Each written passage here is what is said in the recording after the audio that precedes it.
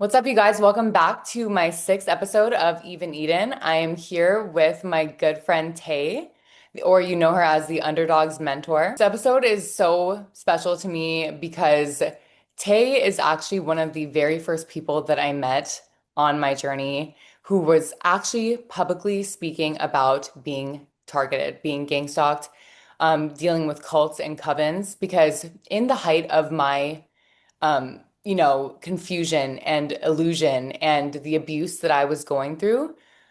I saw Tay on TikTok and she was, doing tarot readings. And it was it blew my mind. It was literally the first time I ever saw someone speaking about this.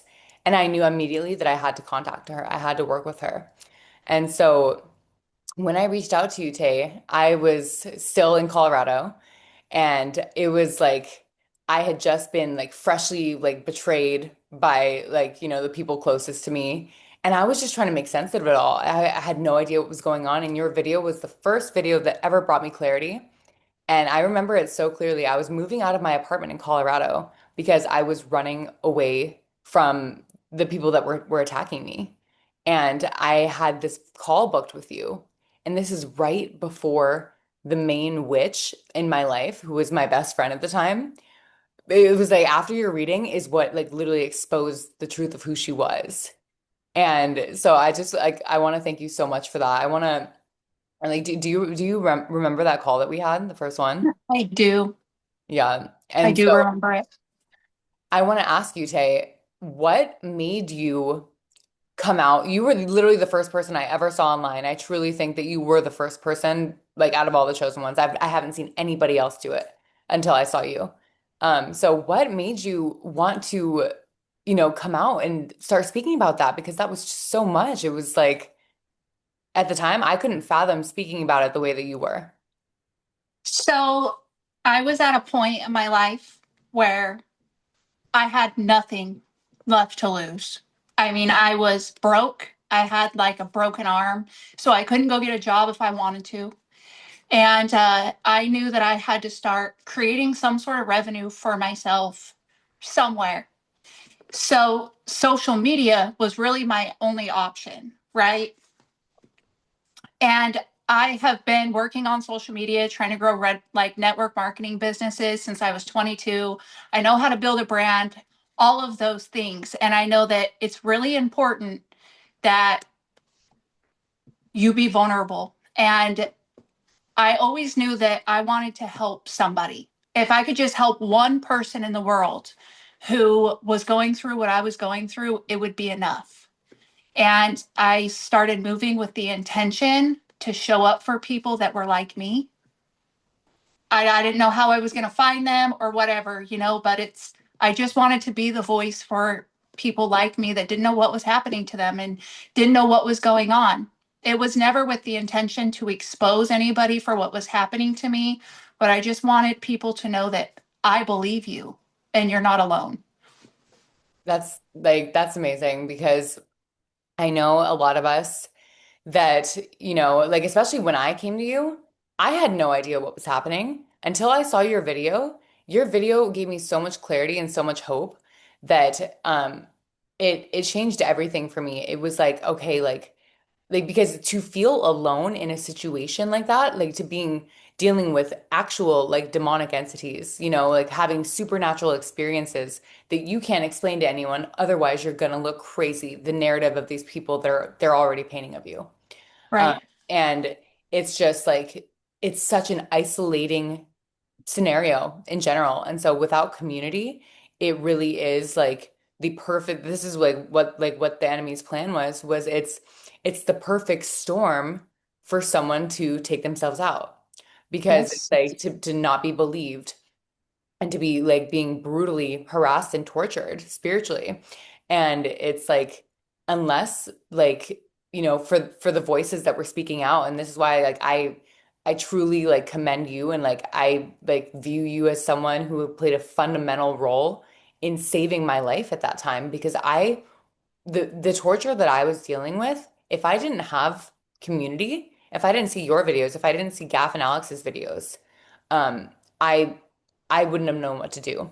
And I'll never forget what you told me. And you were telling me to start my business online. Because like I was like, I can't go back to work. I don't know what to do. And you were the one that was like, dude, learn cards and get going online. And so I bought tarot decks. I did all of this stuff. And I want to ask you, how did you choose tarot? How did you get into I that? love it. So I was one of those people that always believed that tarot cards were evil. Hmm. I was a big Christian, went to church every Sunday, all the things. And my church, they actually ended up participating in my targeting, and it broke my heart. My pastor, his daughter, members of the church for like 20 years, they were all in on it, and it really devastated me. So after that happened with all of them, I was kind of looking at church like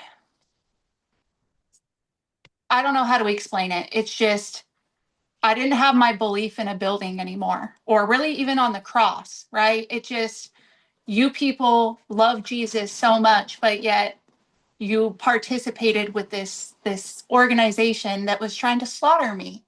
So, anyways, out of nowhere, my mentor popped up in my algorithm. He's known as Y Bizzle. Oh, I've seen Anyways, him video. I've seen his videos. He's amazing. I love him. he just started speaking to my soul about being the chosen one, and this is why you're being gang stalked right now. And the way that he spoke directly to my soul, I was like, follow, binge watch, and he reads. And I was just super drawn to the cards. Then the next thing I know, tarot readings are popping up all over my algorithm, all over my Facebook, my TikTok, my Instagram, just readings. And I was so drawn to them and honed in. And my mentor in his readings, he would say, I could be talking to a tarot reader right now. And I would feel like he was talking to me. And I'm like, could I read cards? And I was in this place where I needed to create for myself. I had no Mhm. money, $0, 0 cents, two kids to feed, my gas light on in my car. No way I was going to put gas in my car. I mean, Mhm. I was really suffering in poverty. And I got my tax return back and I bought a deck of cards with it. And that money went out so fast, it wasn't even funny. But I learned how to read them and got really ballsy and started making TikTok videos. Looked like a jackass, excuse my language, but I mean I was not very good at first. I had no confidence in what I was doing, but one day it just clicked and I was spitting fire and I blew up and I knew it was exactly what I was supposed to be doing. Ooh, I The have way it just fell full into chills. place, it was wild. I mean, I like your story is a true underdog story. And it's just like explaining like, your gaslight and then the tax return with the cards. It's like you can't even make this shit up, And it's like to where you are now, like where you have like, so many followers across all of your socials. And one of the journeys that I admire the most about you now, because this is something I know to be true on my journey, is that we are here to master our four bodies. And so like the four bodies is, our emotional body, our spiritual body, um, and it's like our mental and then our physical.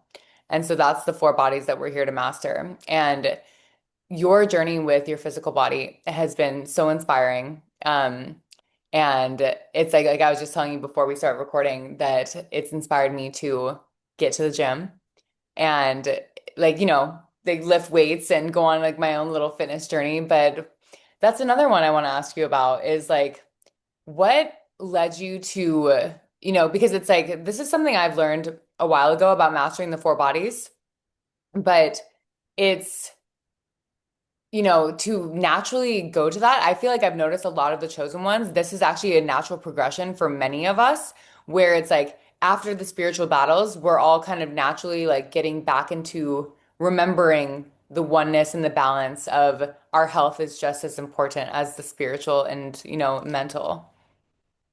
Yeah, so I actually Everything you just said aligns perfectly with my journey. The first thing that I had to fix was my mind, right? Mm-hmm. So, after going through my awakening, I just barely got myself off drugs, and I had to start fixing my mind first. That was the first thing that I had to do, was gain some sort of clarity and figure out what's real and what isn't.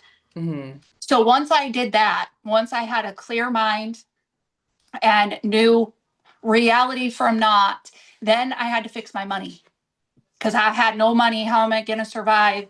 So then I got really hardcore focused on my money, my career, building my platforms, building my business. And then I moved to Texas, came here, had to restart my life, from a camper in my dad's backyard. So then my stability was my next big focus. I needed to get a place of my own and get on my feet. I did that. And then once I was like sustaining this for a little while or whatever, I was standing in the mirror, undressing, getting in the shower, butt naked, and I looked at myself and I had four ass cheeks.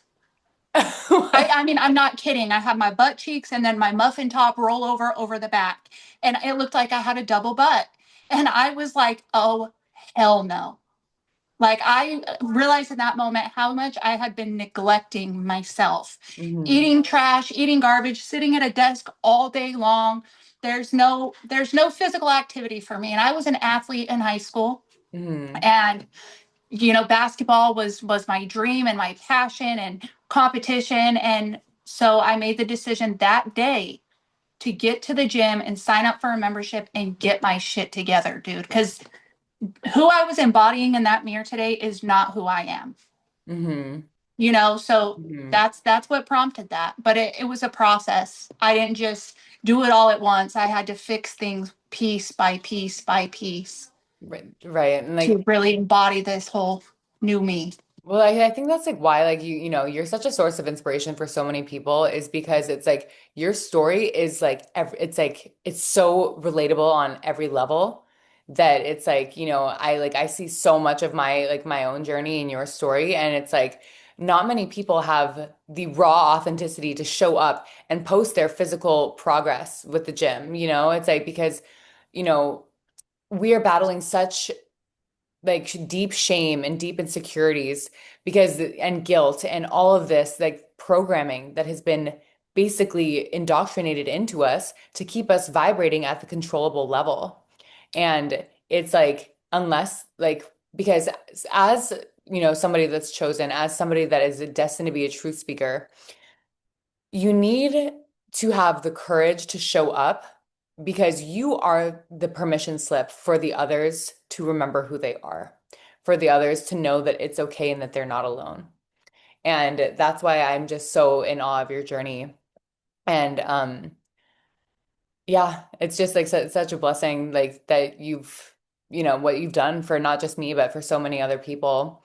And I wanted to ask you like a little bit about your journey with addiction because I, had a very serious battle with addiction myself, and I was an alcoholic for 15 years. I started drinking when I was 12, and by the time I was 27, I was dying of kidney and liver failure.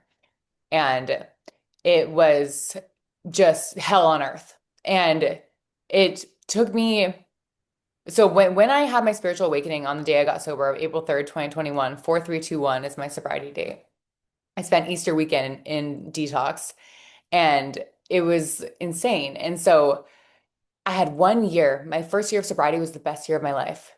And then I got attacked by the covens and cults. And it was like, so I want to ask you, like, were you in active addiction when you were being targeted? Yes. The answer to that is yes. My God. Before I recognize, so I struggled with addiction my whole adult life. I was a straight A student. I was a star athlete. I ended up getting pregnant my sophomore year, like summer of my sophomore year of high school with my daughter.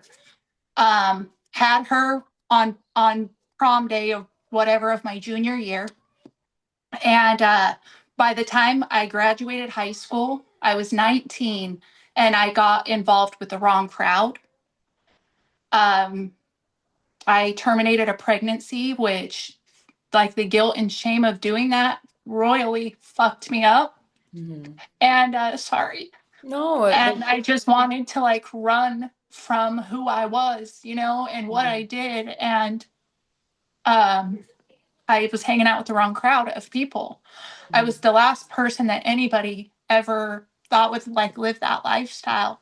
But once I tried drugs, dude, it took me over. It took away all my pain, mhm, all the things. So anyway, moving forward from that, I battled it on and off. I tried to fight for myself, and then it was just that cycle. mhm, So I had 2.5 years clean and sober from 2018 to October of 2021 or some shit. 2.5 years clean. Me and my kid's dad, we bought our first house. I bought my first nice car. I was holding down a really good job, and I thought we had made it. I thought we were in the house that we would be in forever. My family was finally together. We were stable. We were happy. Things were so good. And then my relationship started to fall apart. He just started to not come home after work, drinking all the time, chasing his friends, just like dumped me off, me, the kids. And I had worked so hard to become somebody he would be proud of, right? Because mhm, he tolerated so much from me and my addiction. mhm, So, anyways, I allowed that to let me go relapse because my worth was in the hands of somebody else. It like triggered me and I just kind of gave up on myself because I didn't feel like it was good enough for him. right. So I relapsed. And this was in October of 2021. I just gotten myself off of probation for a DUI. And 2022 was when everything came on me. They waited. They waited for that moment for me to relapse. They were, I'm sure, doing their spells and their rituals, Mhm, trying to create that scenario. And once I did, they ran with it. That was their biggest way to right. discredit me. Was like, oh, she's tweaking, she's hallucinating, she's mentally ill, blah blah blah blah blah. Yeah, I was in active addiction the entire time I God. was being targeted until the end of shit when I decided I was going to quit because like I was using just waiting for them to leave me alone, right? Mhm, I honestly don't know if I would have got through it without dope. I right. don't know, dude, because it was so unbearably painful. Mhm, So anyways, though, I came to this sudden realization that I had to take accountability.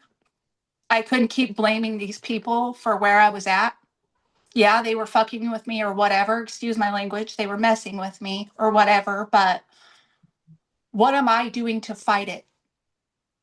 Playing victim, feeling sorry for myself, destroying myself in the process. They're never going to leave me alone. They're never going to stop. So I decided to quit cold turkey and I freaking did it.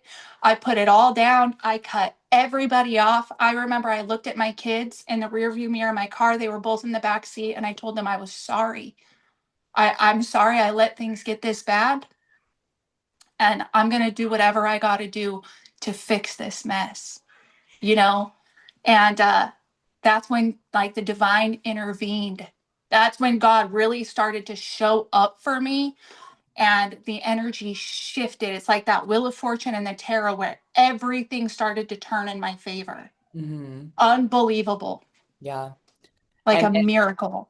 like, oh, that's so amazing. No, and the thing is, like, if you've been on this journey, like, I know exactly what you're talking about, right? Because it's like there are certain things that have happened where it's like now that I'm like way beyond out of like the gang stalking realm and all of that horrible, endless witchcraft attacks.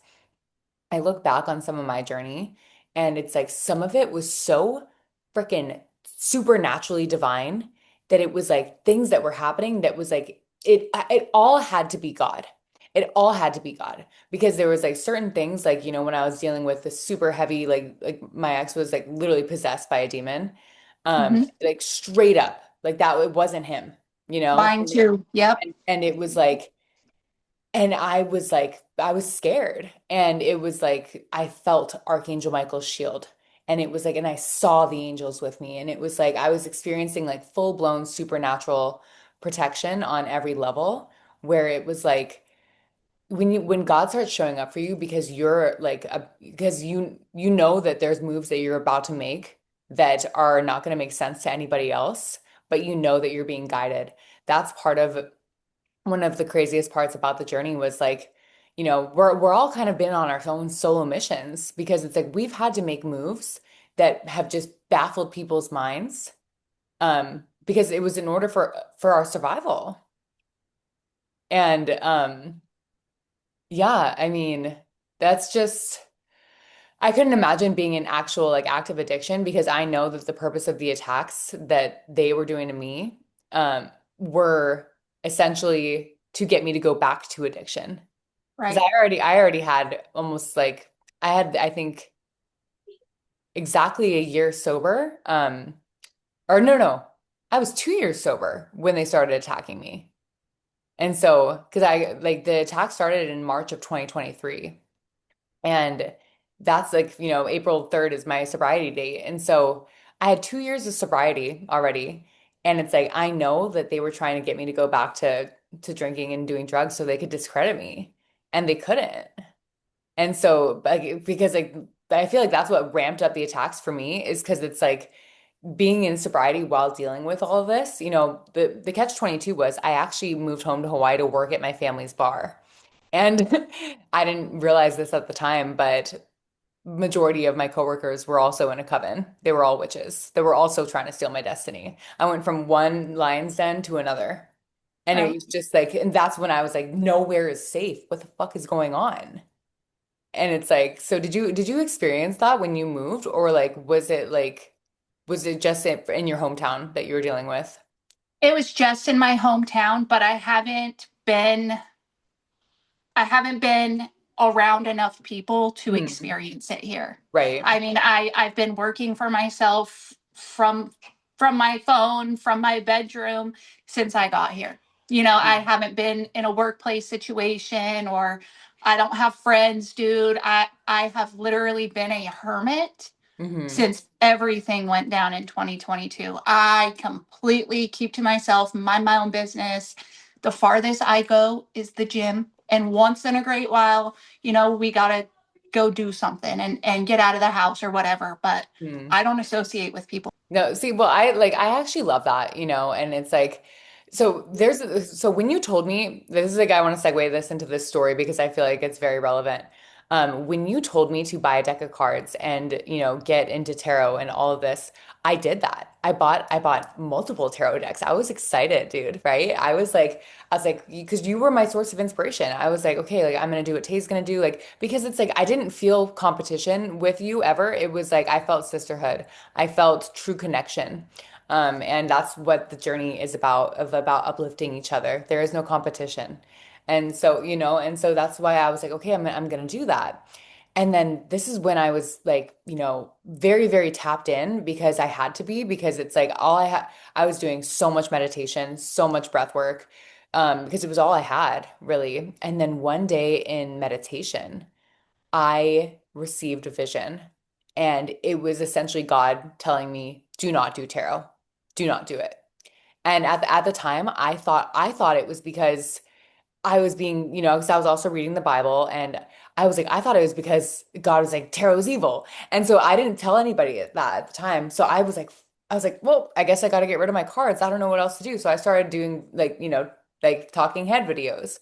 And I found out later, God like showed me later on why I couldn't do tarot at that time because I was so devastated and heartbroken about what happened. Um, the witch that my ex married, she was a tarot reader. And God like foresaw like a timeline that if I were to have done tarot and not have been successful, because she sold her soul to the devil. That's what she Right. did. Um, and saw her being successful and I wasn't, I would have killed myself. That's a very real thing that was going to happen. And so Right. if God did not show me that vision of like so clearly, like do not do tarot, I I I would have been dead. And so I was also mad because I was like, fuck, like everybody I know like on here is making money off tarot. Why can't I? And then when I found out why, I was like, oh my gosh, like my life was spared, you know? And it's like, and so then it's like I found an alternate route, but it was like kind of a longer path because I didn't know how to talk about this online so openly the way that you were. And so I just stuck to what I knew, which was bartending, basically doing the antithesis of my life purpose, you know, pouring poison for people when I'm actually supposed to be assisting them out of spaces like that, you know. Right. But it's like also I was reassured because, you know, everyone has free will and all of that. But it was like for me, it was killing my soul because I was sober. And it was like there's like I wanted to be doing like what you were doing. I wanted to be helping people. So I was super resentful about the whole like I was mad at God. I was like, why won't you let me do cards? You know? But now I'm like, okay, I get it. Thank you, God, for saving my life. So it's Right. like you're always guided. Yeah. I'm sure there was some specific wisdom or experience you needed to gain dealing with the little coven and the bartender. So, there's a reason you needed to be there and go through that. And you were guided into what you do now, which is what you were always meant to do. You Yeah, weren't for sure. meant to be a reader, or you would have been, you Yeah, know? 100%. I just want to ask you, how how has it been being a single mom, you know, throughout all this? Because I don't have children, and so I couldn't imagine like the process of that. The most painful thing of all of it was watching how it traumatized my kids. Seeing what this has done to my children has been the hardest part to process and cope with and recover from. So it obviously comes from their paternal side of the family. You talk about your friends. This was my in-laws that did this to me, and they've been my handlers since the second that they came into my life. They have been trying to eliminate me in so many different ways. But anyways, having to find a way to provide for them while my kids are simultaneously attacking me because they were being used in it. I mean, I am 99.5% positive my daughter has drugged me. She was stealing my cell phone and hiding it and helping people hack my shit. She was 12, so God. dealing with all of that while not giving up on them because they tried to force me to abandon my kids, right? They tried to get me to just leave my kids behind and run away. Um, it's been really, it was a really hard challenge, but I had to, break the cycles. My mom left us, dude. And I couldn't do that to my kids. And once I saw how evil these people were, once their masks fell, I was never leaving my kids to be raised by people like that over my dead body. I don't care what you do to me. I will not quit. But I think that the recovery and the healing has been more challenging than going through it all. Just seeing how much it's affected them, how they're wounded to this day. If I bring up anything about that time, they get really triggered. My daughter Mhm. gets angry at me. Um, it's hard. Wow. I mean, there's no better way to describe it. It's hard. And then also rewarding, though. I mean, the biggest way that they loved to slander me was that I was a neglectful, abusive mother, unfit to parent. That was their narrative with me. So to be able to rebuild my life with nothing, absolutely nothing, rock bottom, $0, 0 cents, zero support, two beautiful, amazing children that I literally have to pull out of the pits of hell with me. And I've done that all by myself without nobody but God. It's been the biggest FU spit in the face back towards those people in that community that I could ever give. Dude, seriously, like I'm like every time that you're like speaking your story, I'm just in full body chills because it's like you speak with the conviction of the creator. And it's like you have truly walked a story that no whenever I receive downloads like to give and messages to give to the collective, the story of one of the ones that comes to mind is your enemies are jealous of your story. Your enemies hate you for your story because they're like they did all of that, and it's like not only did it make you the best version of yourself, but it's like it's the most epic story to tell. And it's Yeah, like like and no one can take it from you. they made you into an actual inspiration. They did Full that. full blown legend, you know? Yep. And they have to live in that. Yeah, Yeah. like that sucks for them, dude. That's what they get. Totally. And it's like, because it's like you're like at a certain point in the journey, like the fact that that they involve your children are it's so sick. Especially with the Epstein files shit that's coming out. Honestly, we all already knew that that's what was going on. This journey, like for me, I've been a bit of a conspiracy theorist my whole life.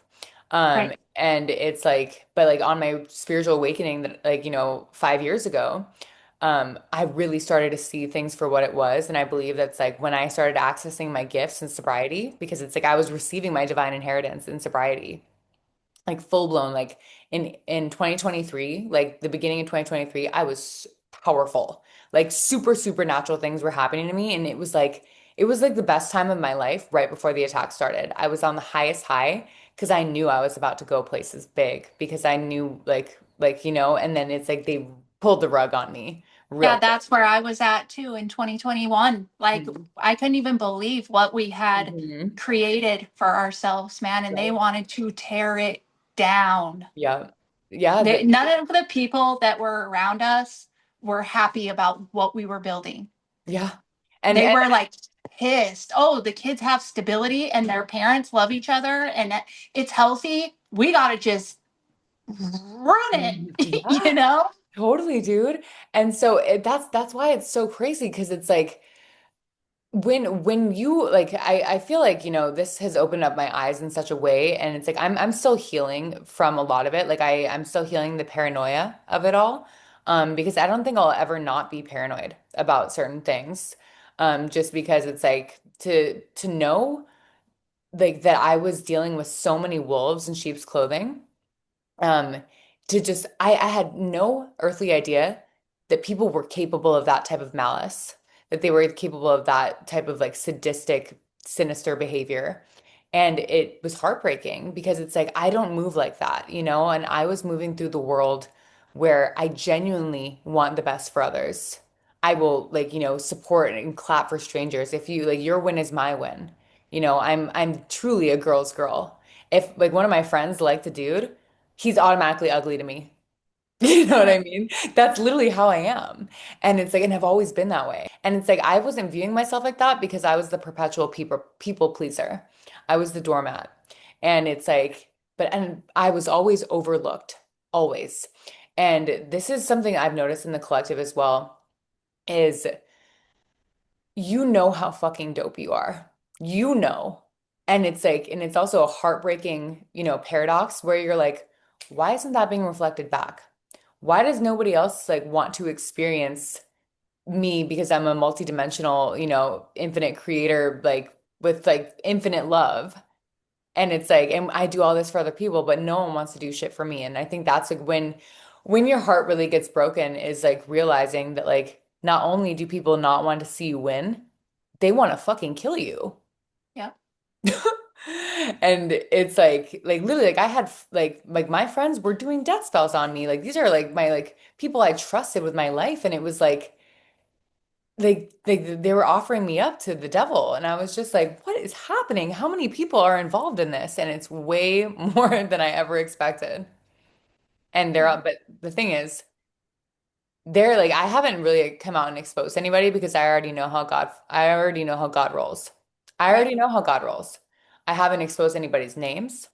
I haven't done anything like that because I know that God is going to do a big one as long as I just keep it moving. And so how has that process been like for you, in the tactics? Because like you're I feel like you do the same with your cards. It's like you're talking to the collective rather than exposing your own situation. Yeah, I will always share my story, but I'm also the same way. I have a ton of stuff that I could put out into the world that I don't. But and I try and teach people this as well because it's not our job. It's a waste of our energy. It's not in our purpose to Hmm. bring these people down. We're already doing that. Right. So the only reason that I speak my testimony in the way that I do is to relate with the people that I'm serving. Hmm. I know how this is because I went through this here, but I have never been out to I've never used photos or names. I use Hmm. titles. I will use mother-in-law, father-in-law, Right. but I have never spoken anybody's name or anybody's photos or anybody's faces. None of that even matters. I just serve. I'm here to serve and use my Hmm. experience to teach my people. That's it. Yeah, 100%. And it's like for the longest time, like there was a couple of people, because this is like something I want to speak to the collective about for anybody that's watching this right now, is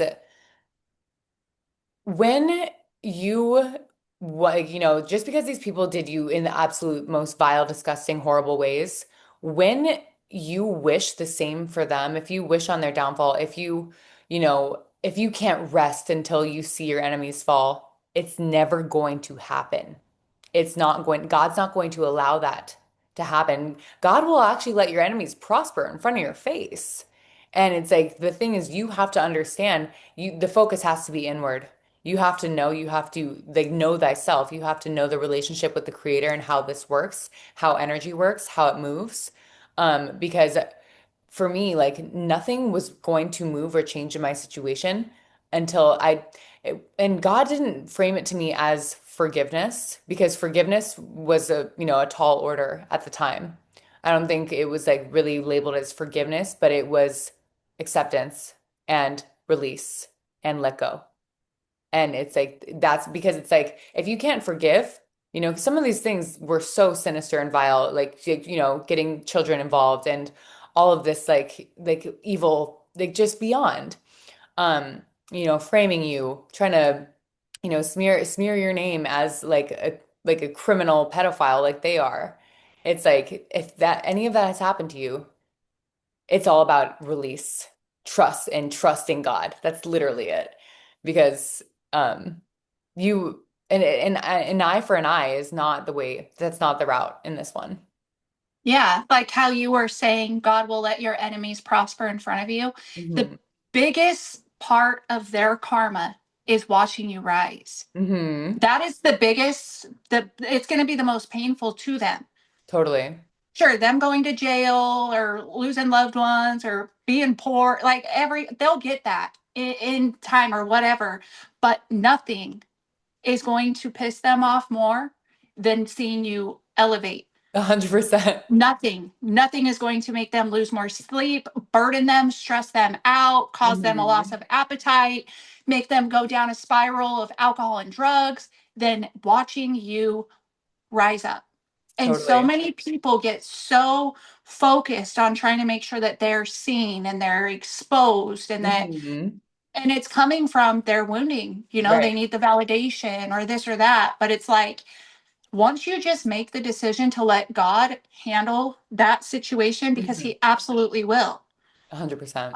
He will. Where's your faith? Right. But when you're wasting your energy that you could be putting into building yourself up, you're going to stay looping in the same cycle. I mean, I see it with so many people out Hmm. there, and it's like, stop focusing on that.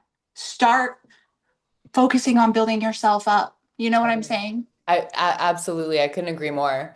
Because even I went through it. Even I went through it. So this is like another teaching that I have for the collective as well, is because I was infiltrated by so many different entities and witches. One of the witches, she ended up I took her on a trip to Nashville where I used to live to visit my cousin.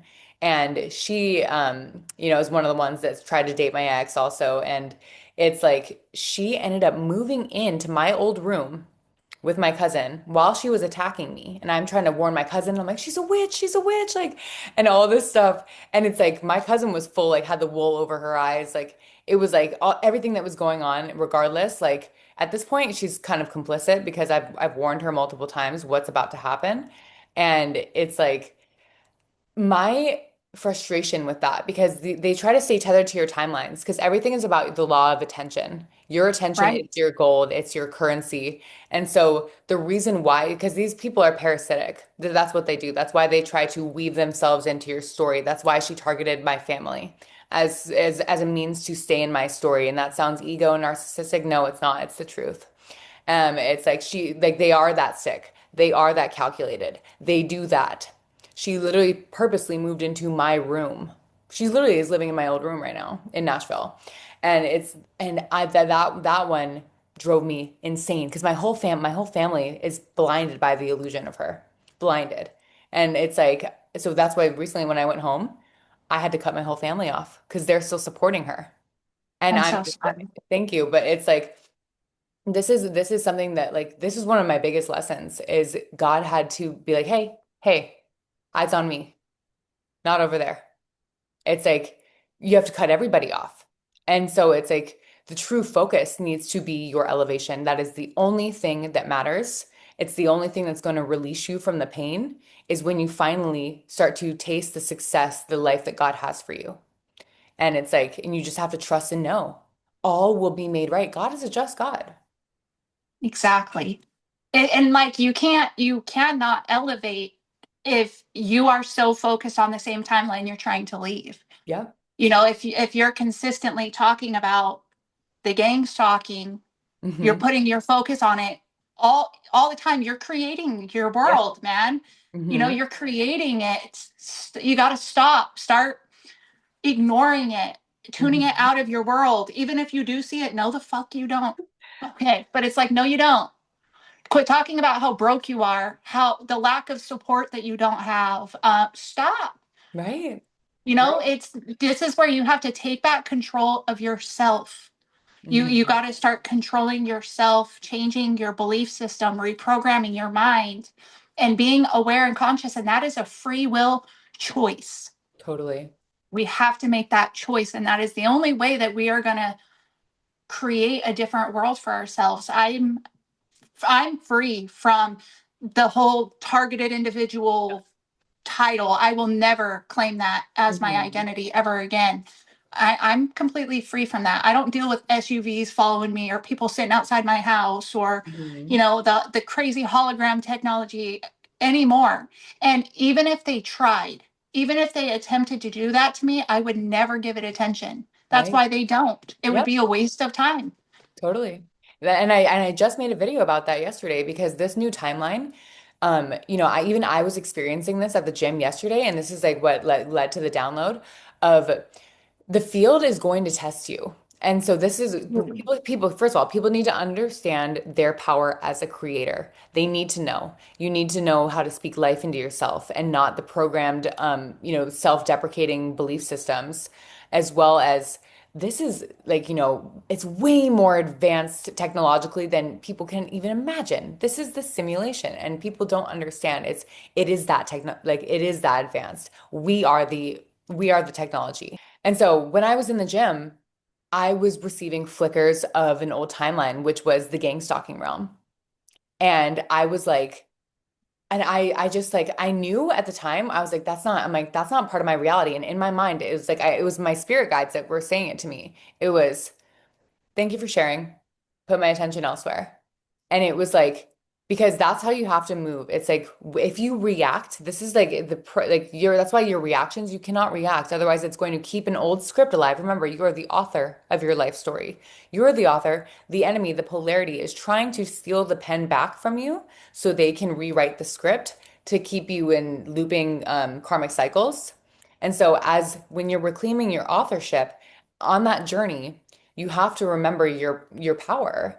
And otherwise, it's like God will allow certain things to happen until you do. And so, if you're going to keep looping in these same cycles, then it's like you're going to keep reacting to things that aren't even real. They're coming to test you. And if it triggers you, if it makes you emotionally react, ooh, gotta go again, gotta go within, that's how it works. And so it's like nothing is here to actually harm you. It's all here to elevate you.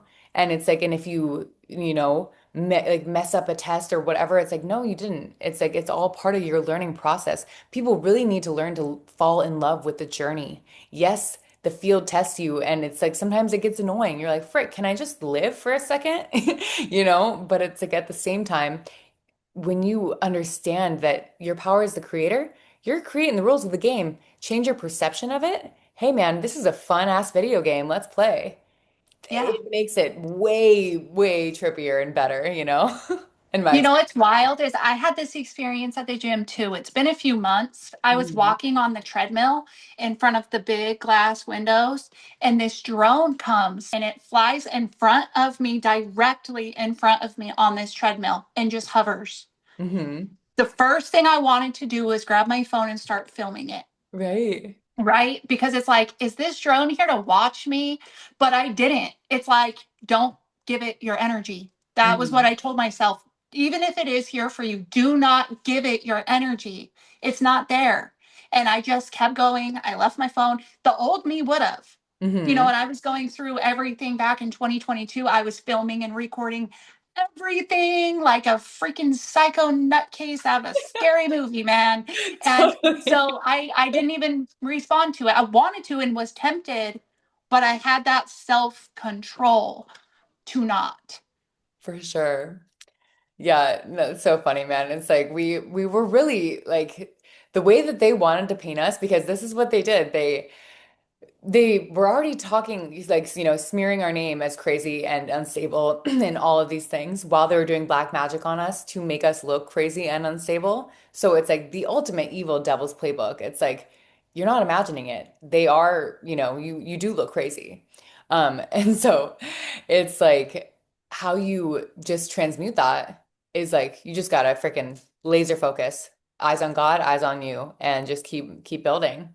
But I wanted to end this podcast, just with a little bit of life advice from you to the collective, because your journey truly, Tay, is like it's so special. Like you have played such an important role in my awakening, and for most of the collective, I'm sure can say the same. Yeah, what's your advice to anybody that is still dealing with the the devastation and the heartbreak of this path and how to overcome it? I love that.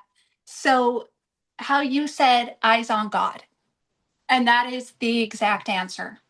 So many people want to continue to give the power to the enemy, Hmm. right? So, eyes on God is the first step. No matter what is happening in your world, God, what are you trying to show me? God, what are you trying to teach me? Are you being blocked here? God, thank you for redirecting me, right? Hmm. Eyes on God always, because this is God's plan, the divine plan unfolding in your life. If Hmm. something isn't working out, it isn't supposed to. Rejection is protection, rejection is redirection. Surrender. You got to learn how to let go of control. Get out of that ego and let go of control and learn how to stay present. All you have is right now, today. Stay present. Learn how to live in gratitude. That is huge. Staying in the present moment, knowing that for right now in this moment you're safe.